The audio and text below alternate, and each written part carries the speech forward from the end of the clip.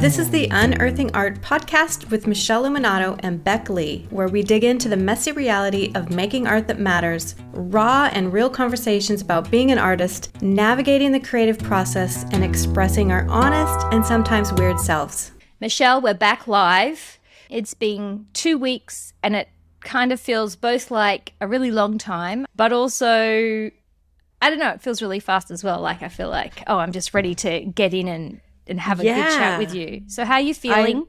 Much better. I definitely have missed this, so I can't wait for a new conversation today.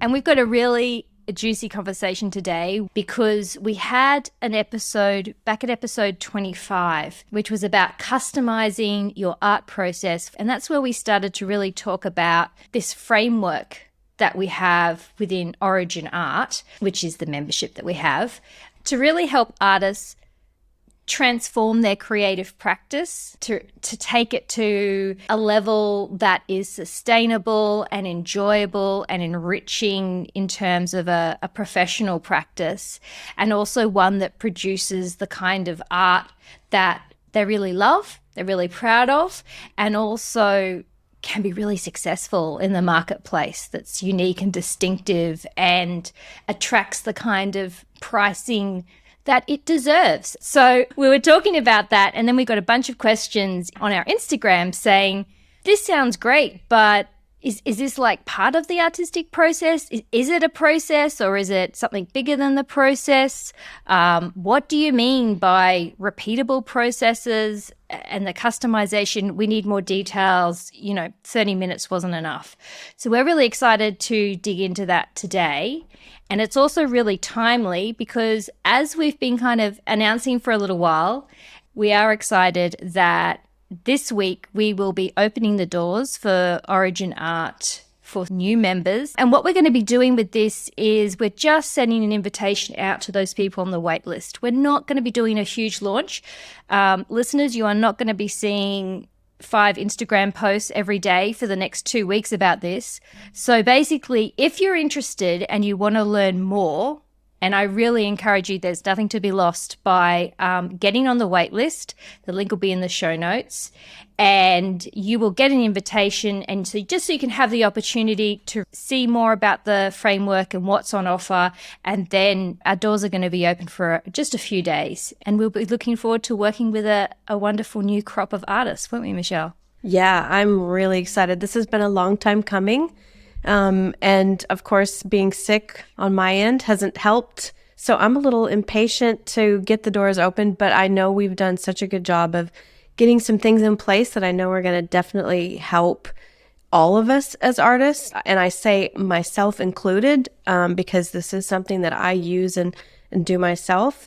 So I'm super excited about it. Today, I can't wait to kind of explain maybe the framework a little bit better.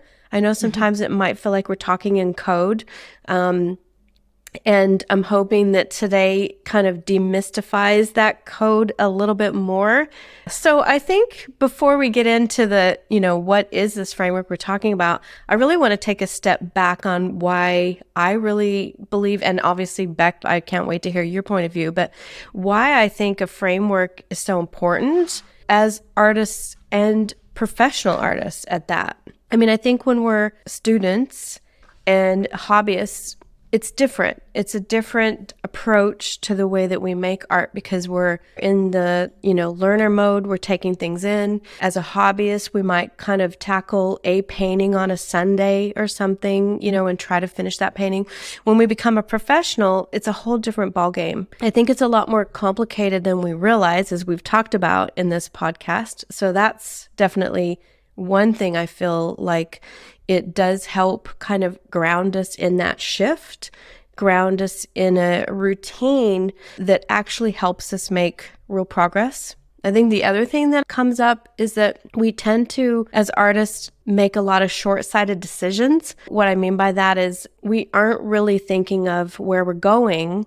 Like a big destination in mind. Yeah, because I don't think we're ever finished, but there are steps we have to take. There is a path, and there is checkpoints that we want to check off. And if we don't do that, we feel like we're not making progress.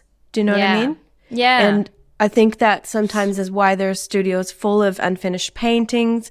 There might be a lot of different directions where you might stop and start this thing and that thing. And does that make sense? Yeah, we discover a new practice for ourselves and we're like, oh, this is going to be the one. Now that I've got this, I'm just going to do this particular thing over and over again, and there's not going to be any more problems.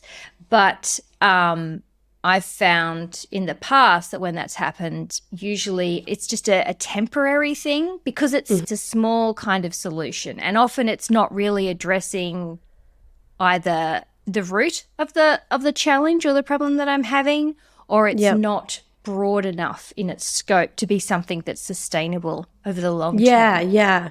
Certainly when we talk about framework, you can call it a structure, you can call it, a practice, a strategy, a system, a strategy. And so we decided that the best thing that we could describe it as is a framework.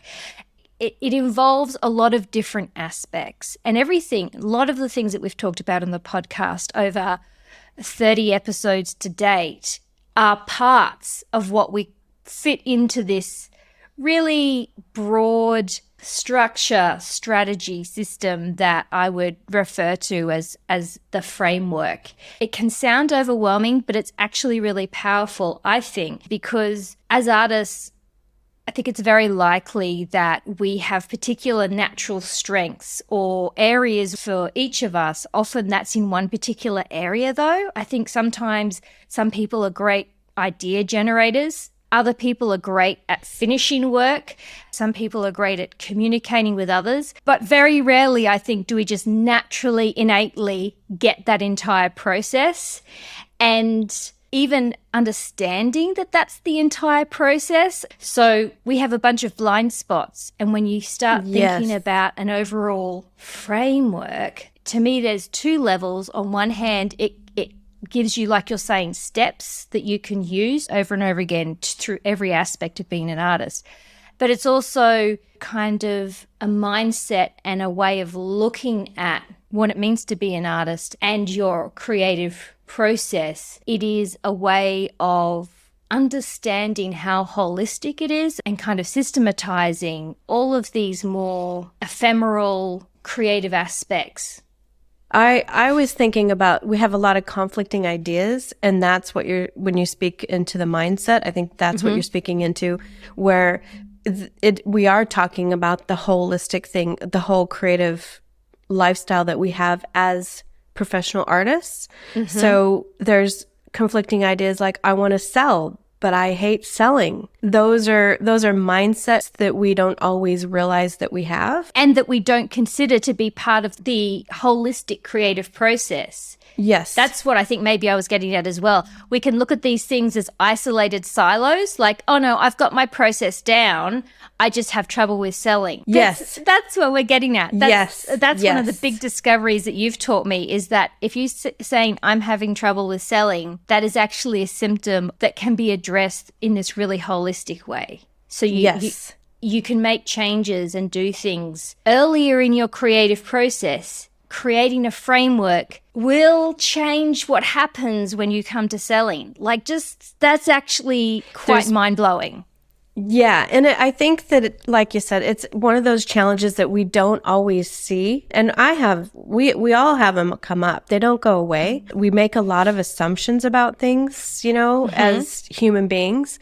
And one of the assumptions is, well, when I figure that out, I'll be good, and like it's just this thing that always bubbles up, the mindset part. But the other part that I think beyond our own blocks that we don't always see and how frameworks can actually help uncover that is there's the there. So let's say I'm going to use myself as an example. Say I'm an artist who's interested in having galleries and marketing partners. Those people also have specific things that they're looking for. They're interested in working with artists who have those common things so that they have things that they can sell.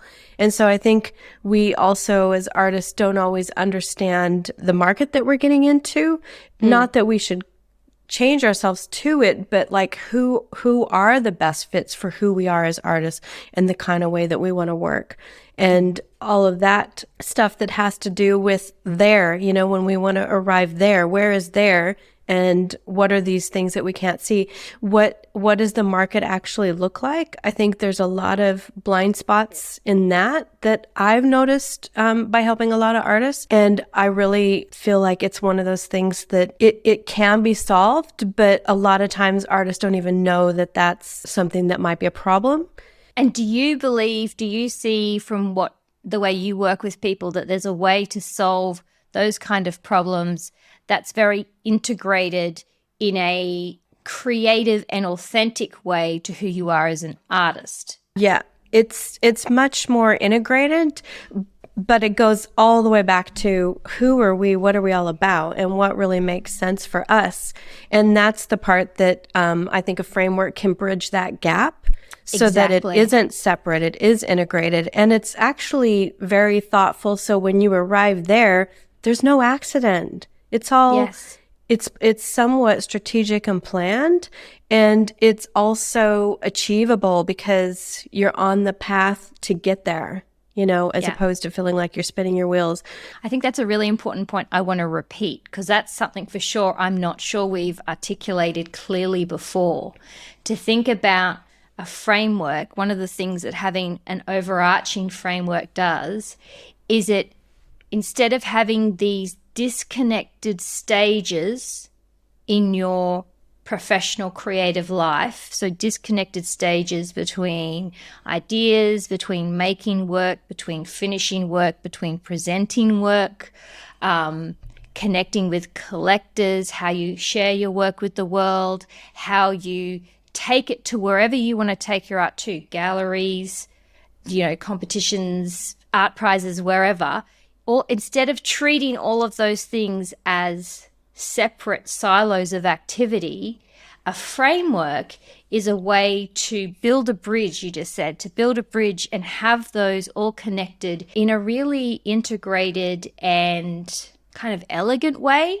Because I think that the reason we don't do that ourselves, when we're by ourselves trying to work everything out, is I think it feels like too much. Like we just can't wrap our head around how can I possibly integrate that. So in order to make things manageable, we tend to create these sides and go, okay, now I'm just going to focus on this thing in the studio. Now I'm just going to focus on what I'm doing on Instagram. And the idea, certainly if you'd said that to me, that all of these things are connected, it's just like, I can't do all the things at once. It feels too big. That's the beauty of the framework. It's not asking you to do everything at once. It's giving you this elegant way that really optimizes your time and your efforts and your energy so that the decisions that you make, whatever you're doing, you already have this framework. Because I think that's the other thing about having a kind of overarching framework is it can be, we've heard about decision fatigue. It can be very exhausting to be trying to solve problems all day long, to be making fresh decisions, to be treating each new day as, oh, now I've got to think about how do I market for this particular work, or how do I want to approach this particular collection, and sort of having each one as a brand new problem. Whereas when you have developed a framework for yourself, part of that, and as I've said, it's what we're talking about when we're talking about a framework, there's a lot of aspects to it. It's not just a simple 5-point list on one page, but part of having this overarching structure that you've created for yourself, a very organic and forgiving structure, I might say, not a very stringent one, but it's supporting you. It's both overarching and it's also underpinning. It's like a foundation that helps that decision making just go more smoothly, so you've got more energy to take the actions that you want to and need to. Yeah, and I think that goes into the point of view that I really feel it does as well, is it's you're not going to avoid failure. You're not going to avoid uncertainty. That's real life. That's being an artist. That's being an entrepreneur. But I think what it does is it helps you pick yourself back up, and it helps you get clear when things do feel uncertain. And I always call it like shaking the tree, allows you to really test yourself on like how committed or how interested are you in these ideas that you're pursuing. And I think it does challenge us as artists as well, in the sense that if we're feeling like our work is mediocre, it can really up-level us in a way that we're looking for, so we can improve through the process. We can gain knowledge, as in like new skills, new tools, whether that be creative skills or, business marketing skills or product creation skills, whatever those are. It really is a evolution for us as artists. I always get asked, how does my work evolve so much? I even get this by the people who are selling my work. They're like, oh, wow, I really like this latest stuff. How are you evolving that? And it is literally because I use my own framework. I go in there and I'm constantly applying this process. So I think that it supports you when you're not necessarily weak, but you want to get a strength, as well as you really uncover your own strengths. I think you mentioned that as well. I really love the fact that you can start to really recognize your own strengths and your own little sweet spots. One of the things that comes up right now, Bec, that I was thinking about is you've gone through this framework and there's kind of a fundamental starting point. And then when someone gets more advanced, one of the challenges to kind of create your own little pocket, your own little container to look at things from your vantage point. And you recently did that and had some massive breakthroughs that are unique to who you are, because you were able to kind of look at that in a way that was different. And so sometimes when we say customizable, what we're really speaking into with that is that our responses as individuals is different. So even though the framework, the thread might have some common questions, but we're all going to have different things that we are interested in, what our struggles are. And so the response to that is what's customizing. Does that make sense? Yes, it does. And it's absolutely, I think, a distinguishing feature of what we're talking about here as a framework versus a specific process.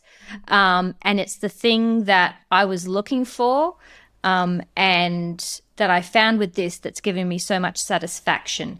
Because to answer one of the questions about, is this like a process? What are we talking about here? I think the reason why it can be difficult, and I found it difficult to understand before I'd been through the framework, the coursework, before I'd had the experience of it and then done the work myself to have my response to it, as you just said, is that when we talk about process and when we sign up for a lot of art courses, because I think this is a useful way to describe it that I think a lot of people can relate to and understand what we mean. Say you sign up for a course and you're taken through a particular process, depending on the medium, it's usually tied basically to what you do in the studio, to what you do with the physical materials.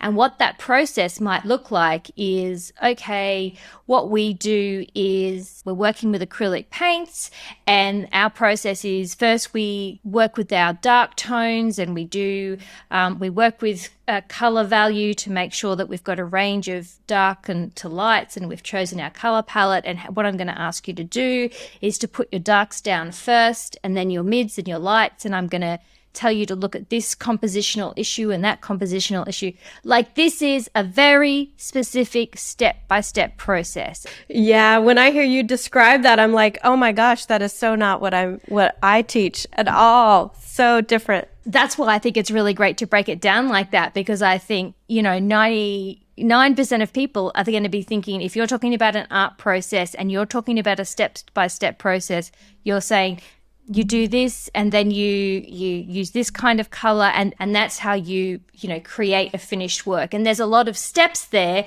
and if you follow the steps, you get to the finish line and you tick off that finished work. And certainly when I met you, Michele, I probably thought that that's what I was looking for. I said to you that I was feeling lost in the studio. I was pushing paint around, and what I thought I needed was to articulate, to work out what my step-by-step process in this studio would be, to create finished artwork that I would be happy with.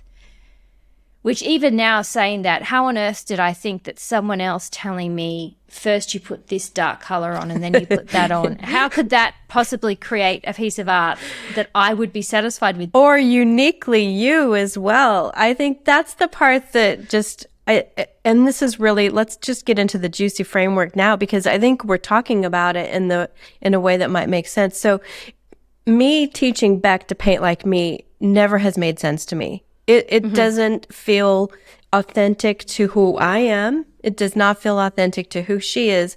And so in the framework, what we're really looking at in that main one piece, the first piece is, who the heck is Bec? And I mean, to use you as an example. So it's really around the authentic core, what you're all about, and really taking time to have that discovery process to understand ourselves more than we think we do. Like it's funny because people can see it for us, but we don't always see it for ourselves. And that's what I love about this framework. It really helps you have a mirror. And I have the mirrors for myself as well. So I'm including myself when I say that. But the authentic core, I call it, really is that main piece that has to do with, who are you? What are you all about? What are you interested in? What are your strengths? What do you love to do? And uncovering that. And there are tools in our framework that really walk through that. I think the other thing it does is it really starts shining lights on blocks, fears, repeating patterns that hold us back from making progress, which I feel are all woven in. It's not like we can separate those. It's all masked and part of the whole process of who we are and how we show up and the decisions that we make. The thing that I think is really important is it also, stepping into this authentic core, it helps you create a roadmap that you actually care about. And I think that we don't do that enough. We just make art and we push, but we don't actually have a roadmap that we care about to actually wade through all these things. I mean, who wants to wade through fears and blocks? Like, I'm going to wake up and go, I'm going to wade through those today. That sounds fun. Let's talk about our problems. Yeah. I mean, no one I know does that. So you have to find a roadmap that you're invested enough to care about so that you can face those fears, you can face those blocks, and let those really come up for what they are and challenge those as a way of seeing and believing to figure out if that really aligns with who you want to be. Does that make sense? Totally. And what I think, again, I'm just going to keep banging away at this because I am, as I've said to Michelle, a complete convert. What makes this different is it's holistic and it's iterative.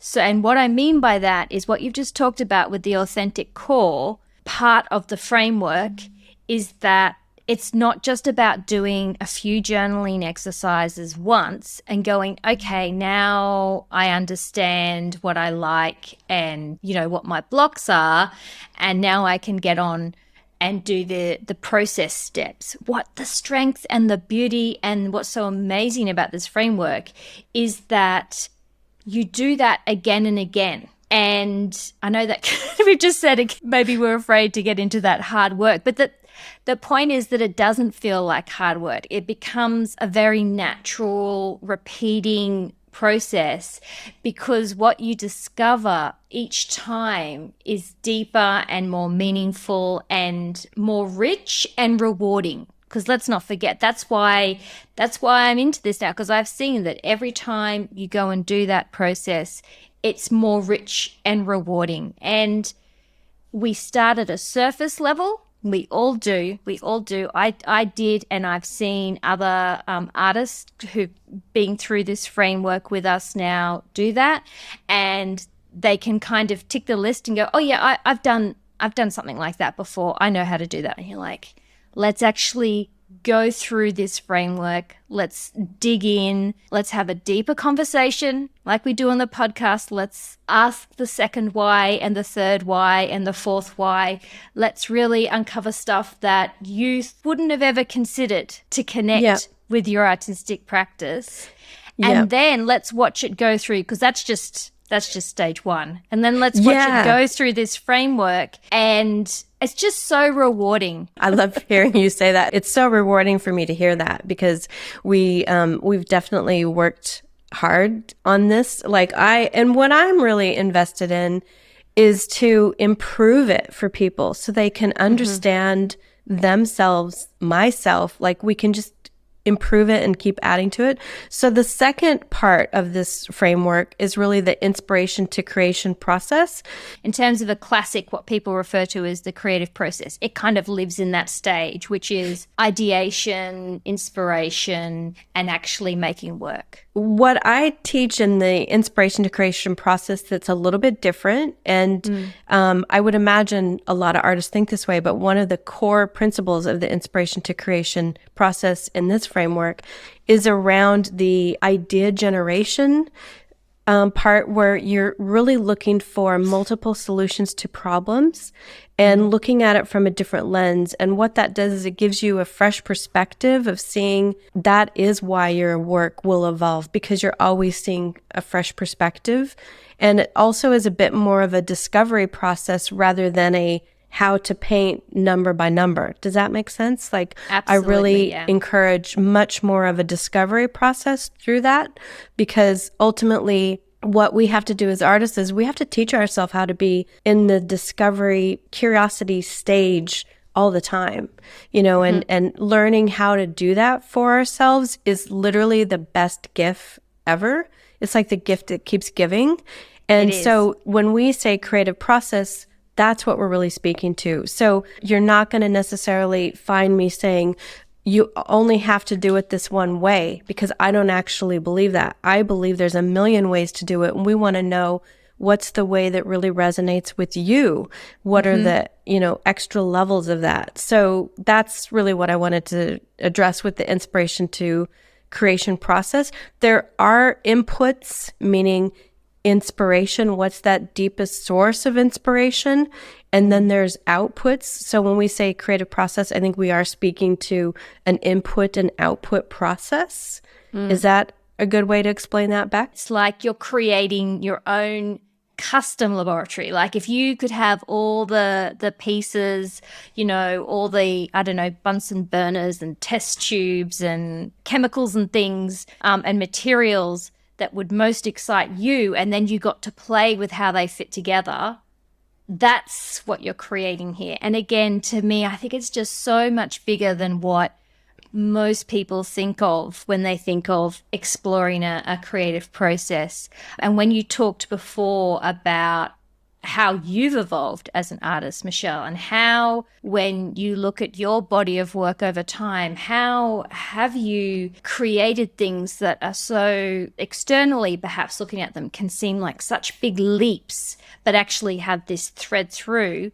Well, that is this kind of framework. And the reason why that is so enriching, as you said, is because it's not about make a color chart, choose a palette, do it in this order, do it in this layers, look for this, look for that, which I know that kind of threw you off a little bit earlier when I started to describe that, because you're like, how could anyone work like that? Believe me, there are a lot of people out there struggling with that who, I'm sure it works for some people, but there are people who are struggling with having been taught that kind of process, who are feeling like I was feeling, purposeless, a bit like, is this all there is? Like, I'm feeling a bit empty about this. It doesn't excite me. And the reason is, when you can step up into this kind of broader framework, what you have the ability to do then is not just follow those steps through to create one collection and then go, okay, where do I go from here? What you're actually doing is building the muscle and the skills and the tools that enable you to, and even I'm struggling to put this into words, but enable you to generate fresh processes each time that really fire you up. So that process that I've just described, that is step 1, step 2, step 3, by having this overarching framework that you're teaching, Michele, you actually get to reinvent that Yes. Which is what you've done. That's how you create those different bodies of work, because you each time have evolved yourself. You've actually developed new processes in the studio, and that's something that's happened naturally. Like, and when I say naturally, I mean it's not like a great angst-ridden, like, oh, now I've got to go out and find a new process that someone else can teach me. As in, it's an organic evolution that happens with you in the studio, that you have new processes emerging that you then explore, and then in a natural way, it's growth. It's natural growth. Then another new process emerges, because this framework is so holistic, and it's supportive, and it allows that iteration, that continual growth. Yes. And that's why when I go on holiday or get sick for 2 weeks, I don't feel lost when I get back into the studio. I definitely have that sense of, okay, this is where I'm at. Because the reality is sometimes we don't always get, constant studio space. But if we have a process that kind of leaves us clues where we can go forward instead of circular, then we feel like we're making steps forward. And so sometimes you might have heard me say, I can envision 2 years out, because my process is giving me clues already about what I could do in the future. So here's the other part I think that really happens is it's not that I'm confident in me being like super cocky, I'm a great artist, but I have confidence in my process to give me what I need along the way to develop my skills in the way that I want, in the way that my marketing partners might expect. And so it's all synergistic together.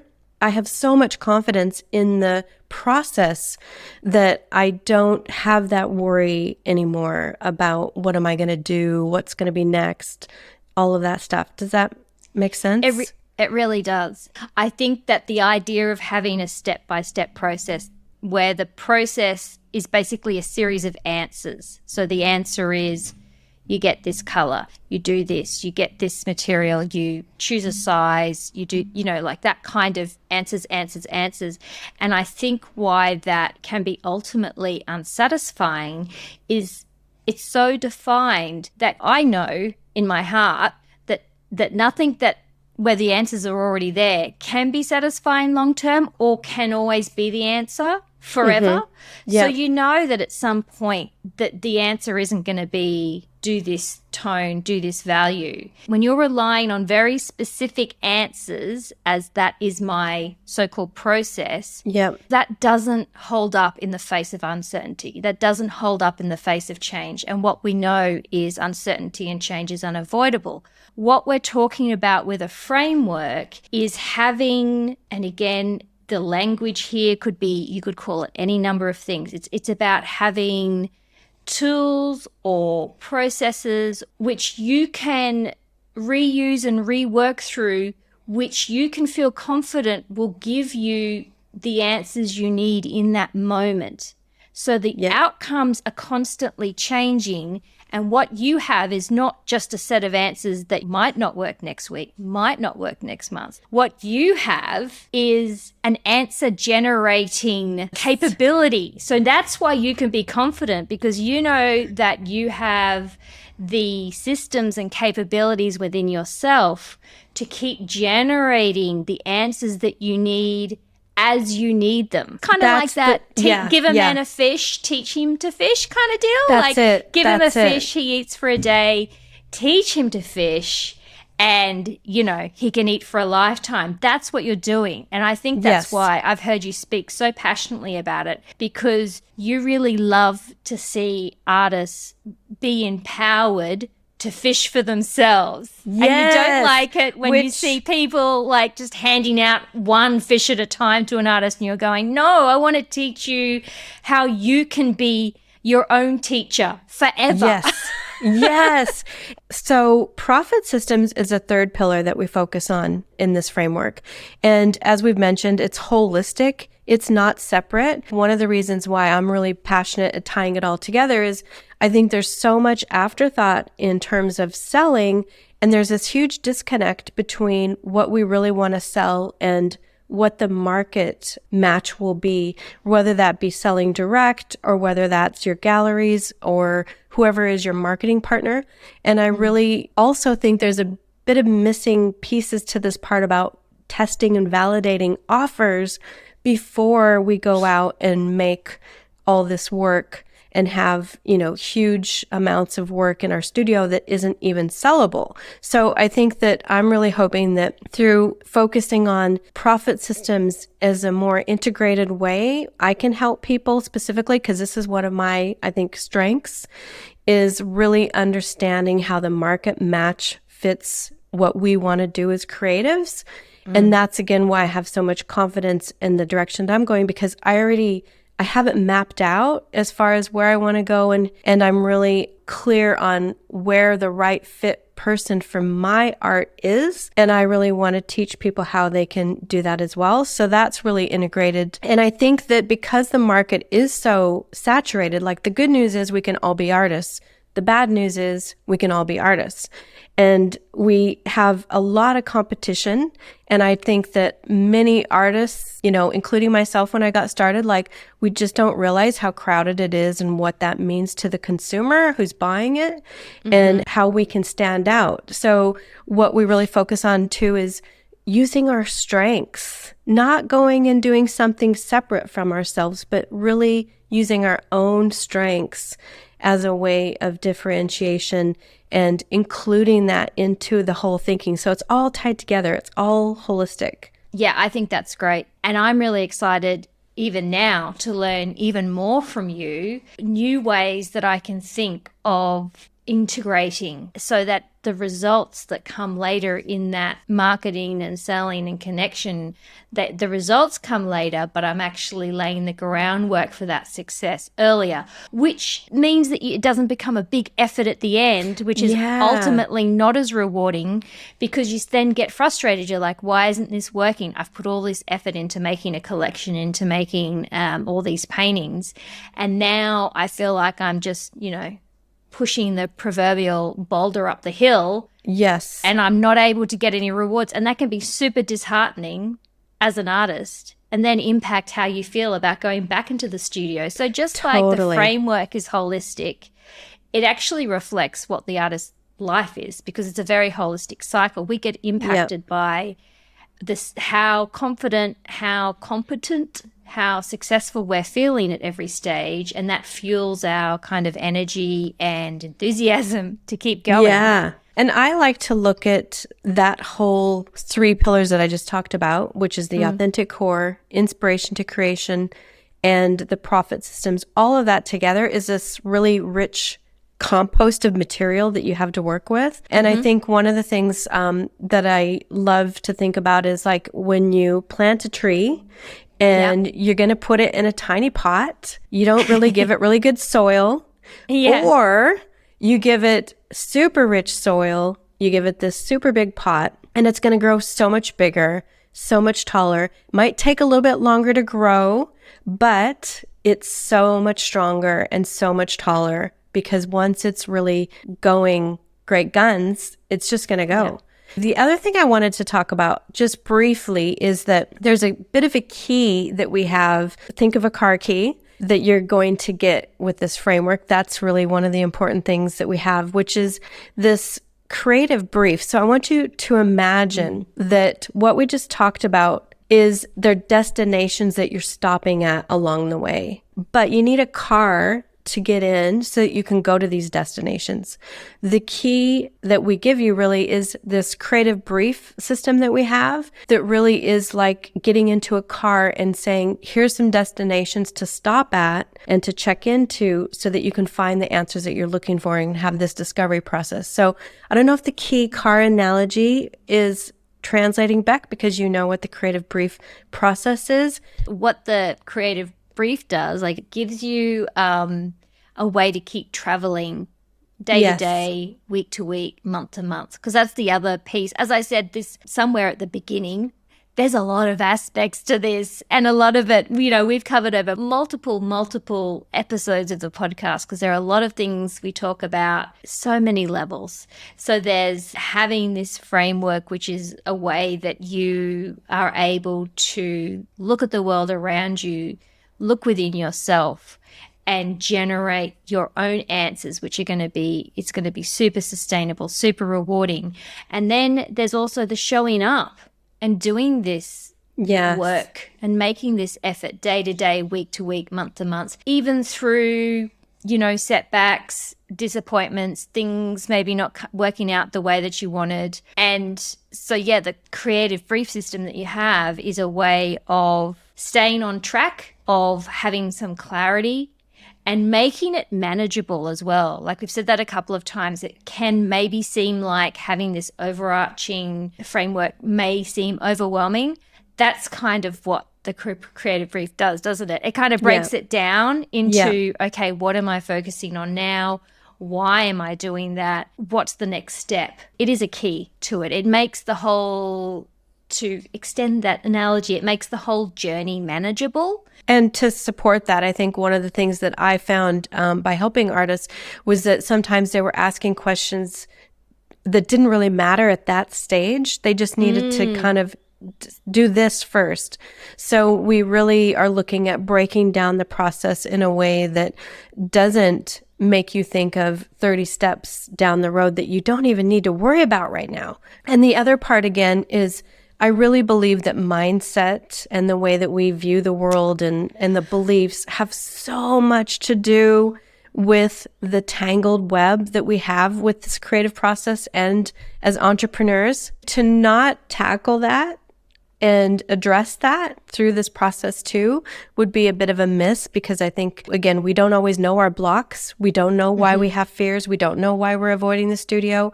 We don't know why these things are happening. And so somehow being able to look at those at the same time, when we can do that and dismantle beliefs, like I've seen this with you, Bec, and other people, that's why I get so fired up, because I'm like, look at this. We are unstoppable when we can do this. Like, we literally are unstoppable. I know for a fact that you are, I think, Michelle, you are like a transformation junkie. You just love seeing transformation happen in other people. Yes. And I think that's why you're so passionate about not just making this knowledge that you have available, but also doing it in a way where you can be there side by side with people while it happens. You don't just want to sell a course and like have people go away and work this out. You're like, I want to be there in the trenches with you. I want to like talk it out.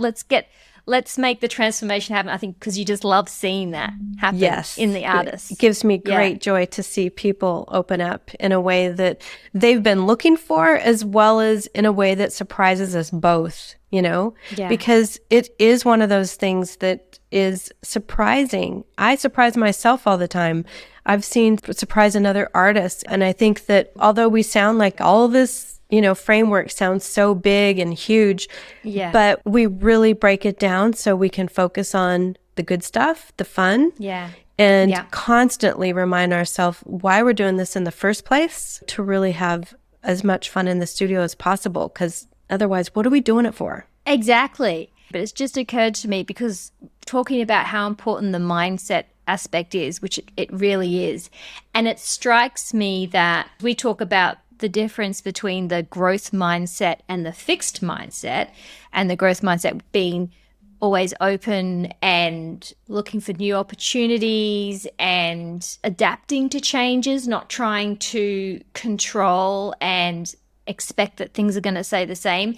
And it's just struck me, because although we've talked about how important mindset is, I think the entire framework, like your entire teaching and systems and everything we've talked about, is really built on this idea of a growth mindset. And that's why the framework is so overarching. That's why it is about iteration and about continually growing, because it is basically kind of like a jungle gym for having a growth mindset about being an artist, completely rejecting the idea that anything can be entirely fixed. So it's really giving the tools that equip you to be in the reality of the world that we're in, which is one which is changing, which has lots of opportunities for growth, and in fact can be really disheartening to someone who is trying to hang on to a fixed process or a fixed point of view. And I think a lot of the joy that comes, that you talk about, finding more joy and finding not just in the studio, but finding joy in this entire creative cycle that we're talking about, which encompasses who you are as a person all the way through to selling and the profit systems aspect. Finding joy in that entire process, I think, can come when you can let go of those fixed ideas and those fixed approaches. Yeah, and that's why I say it's the gift that keeps giving. As you can tell, we're actually both passionate and really excited about the transformational opportunities that artists can have working through this framework. And we would like to invite you to follow that link in the show notes. Jump on the list because the invitation will be going out tomorrow. As we said, it's going to be a very short opening period because we're really looking for artists who are excited and committed and ready to get into this growth mindset that we just talked about and start embracing a really professional approach, a really rewarding, authentic, and successful way of being an artist in the world. So it's in the show notes. The link is there. Come sign up and you'll get the invitation. And so that way, even if you just want to have a read through the material, it's going to give you the opportunity to read a bit more about the framework, more about what we've talked about today. And the other thing I have to say is it's super reasonably priced. A lot of teaching, a lot of opportunity for learning and growth at a really manageable cost, which is another big thing because I know, Michele, you're a transformation junkie and you really want to make this available as an experience to as many artists who are ready to step up to that, who are ready to commit. The important thing is that they bring the commitment to really to get into this framework because that's where the rewards are. And we'd love to see you there. Yeah, we're waiting on the other side.